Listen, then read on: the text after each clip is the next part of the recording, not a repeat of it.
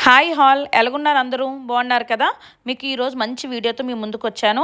మనకి చాలామందికి హెన్న ఎలా పెట్టుకోవాలి, ఎలా పాయలుగా తీసుకొని పెట్టుకోవాలి, ఏంటి అన్న చాలామంది డౌట్స్ ఉంటాయి కదా. ఈ వీడియోలో క్లారిఫై చేస్తాను. ఫస్ట్ మనం ఇలా పాపిడి తీసుకొని మధ్యలోని మిడిల్ పార్ట్లోని చిన్న పాయగా తీసుకొని ఆ పాయకి మనం మన స్కాల్ప్ నుంచి ఎప్పుడైనా సరే ఏదైనా అప్లై చేసుకుని స్కాల్ప్ నుంచి అప్లై చేసుకొని మన హెయిర్ ఎంతవరకు ఉంటుందో అంతవరకు అప్లై చేసి అలాగా రౌండ్గా మనం ముడి వేసుకోవాలన్నమాట. అలా చిన్న చిన్న పాయల కింద తీసుకొని సేమ్ అదే స్కాల్ప్ నుంచి ఎప్పుడైనా సరే ఏదైనా సరే అప్లై చేసుకోవాలి. అది హెన్న అయినా హెయిర్ మాస్క్ అయినా హెయిర్ జెల్ అయినా ఏదైనా సరే అప్లై చేసుకున్నప్పుడు నూనె అయినా సరే స్కాల్ప్ నుంచి మనం అప్లై చేసుకుంటే మన హెయిర్ గ్రోత్ అన్నది బాగుంటుంది. అలాగే మనకి రీగ్రోత్ వచ్చే అవకాశాలు కూడా ఎక్కువ ఉంటాయి. మన హెయిర్కి కావాల్సిన ప్రోటీన్స్ కూడా అందుతాయి అన్నమాట. దానివల్ల మనకి హెయిర్ ఫాల్ కంట్రోల్ అవుతుంది. మన హెయిర్కి కావాల్సిన పోషణ అందడం వల్ల మన హెయిర్ అన్నది ఎప్పుడు గ్రోత్ అన్నది ఒత్తిగా పెరుగుతుంది అనమాట. ఇది పాపకి నేను హెయిర్ మాస్క్ వేస్తున్నాను కదా, అది ఫ్లాక్స్ సీడ్స్ జెల్ అండి. ఫ్లాక్స్ సీడ్స్ కొన్ని మెంతులు కలిపి అది బాయిల్ చేసిన తర్వాత వచ్చిన ఆ జెల్ని పాపకి అప్లై చేస్తున్నాను. ఈ ఫ్లాక్స్ సీడ్స్ వల్ల మనకు ఉపయోగం ఏంటంటే మనకి సిల్కీ హెయిర్ అవుతుంది, హెయిర్ అన్నది స్ట్రాంగ్గా అవుతుందండి ఈ ఫ్లాక్స్ సీడ్స్. దానివల్ల మనకి హెయిర్ గ్రోత్ అన్నది బాగుంటుంది. ఎవరికైనా సరే మనకి కర్లీ హెయిర్ ఉంటే ఆ కర్లీ హెయిర్ని సిల్కీ హెయిర్ చేసుకోవాలనుకుంటే ఇది 3-4 టైమ్స్ మనం కానీ రాసుకుంటే కన్ఫామ్గా మన సిల్కీ హెయిర్ అవుతుందండి. మా పాపది ముందు ఉంగరాల జుట్టు ఉన్నది, ఇప్పుడు అలా అలా కొంచెం కొంచెంగా సిల్కీ హెయిర్ అవుతుంది. ఇలా మాస్క్ నేను మంత్లీ వన్స్ మినిమం అప్లై చేస్తాను కాబట్టి మా పాపది కొంచెం సిల్కీ హెయిర్ అయ్యిందండి.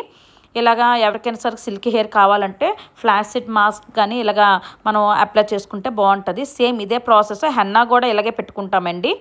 ఇలాగ హెయిర్ మాస్క్ మనం ఏ హెయిర్ మాస్క్ పెట్టుకున్నా సరే ఇలా పాయలుగా తీసుకొని ఇలా హెయిర్ మాస్క్ కానీ మనం ఎప్పుడైనా సరే అప్లై చేసుకొని పెట్టుకున్నామంటే మనకి చాలా బాగుంటుంది. దానివల్ల రిజల్ట్ కూడా మనకి బాగా ఎక్కువ వస్తుందన్నమాట. ఎప్పుడైనా సరే ఇలాగ అప్లై చేసుకోండి. ఒక 10 మినిట్స్లో మనకి ఈజీగా అయిపోతుందన్నమాట.